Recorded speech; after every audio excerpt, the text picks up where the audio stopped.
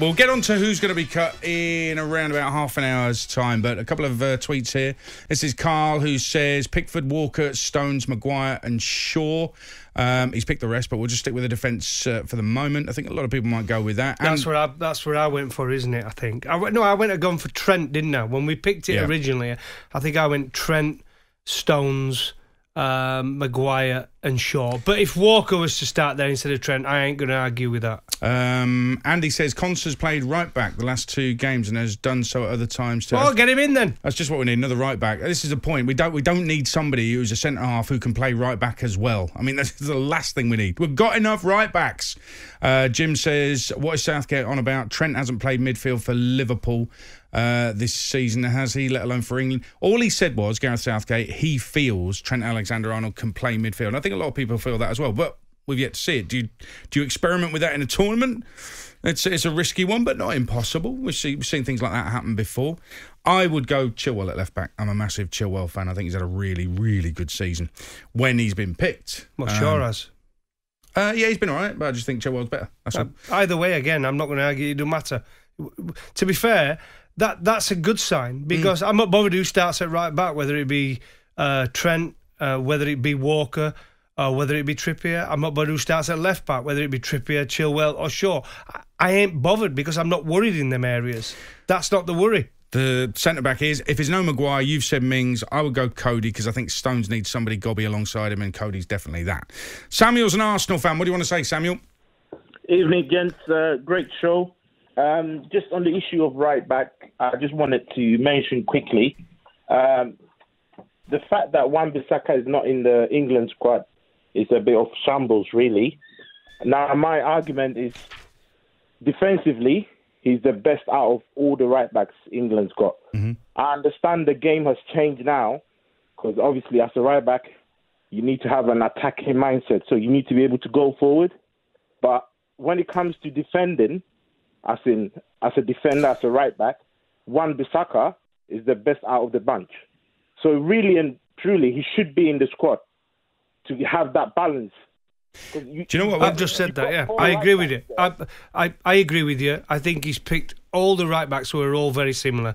And I think Wan Bissaka, not to be in there when he is the best defensively out of the lot of them, but he's gone for all who are all similar in what they do. Right. Because that's the way he plays. All right. Can I just explain how is Kieran Trippier not the best defensive right-back? He plays for Atletico Madrid. Diego Simeone is the most defensive-minded coach of all time.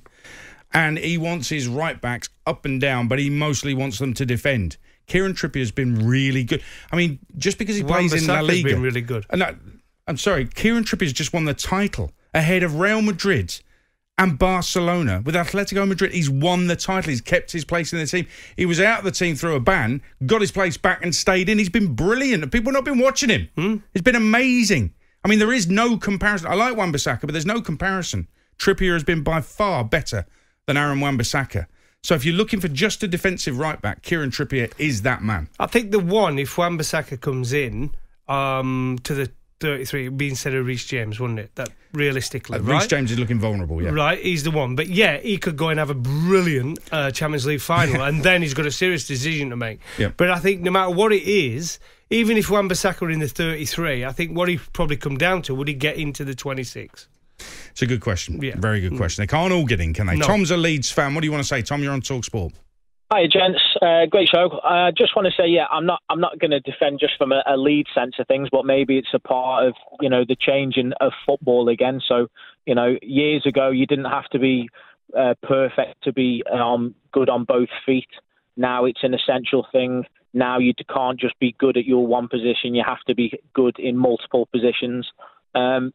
If we could have a team of 11 Stuart Dallases, I'm sure we'd be absolutely fine with that, because he can play in so many positions. But yeah, Wan Bissaka is a great right back. But having people like Trent who are able to play in that midfield role, I think come those games like I heard you say earlier on about playing Mbappe. Wan Bissaka put him in his back pocket. Whereas if you doubled up on the right with two right backs essentially, but one that's able to go forward. Essentially, you've built that more defensive model, but you've been able to obviously stock up on right backs who are able to play in that midfield. I know that would be at the cost of people like Sancho, etc., and stuff like that. But it's exactly the same with the left and the right. And then, to be able to bring a Sancho off to change the game back towards attacking, I actually think would probably be more useful.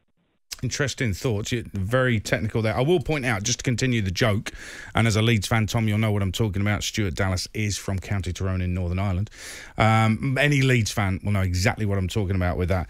I think this is what's incredibly difficult about it. You have got right-backs with different qualities. We have an abundance of brilliant, I would say, right-backs who are competing at the top end of the Premier League table and in La Liga as well.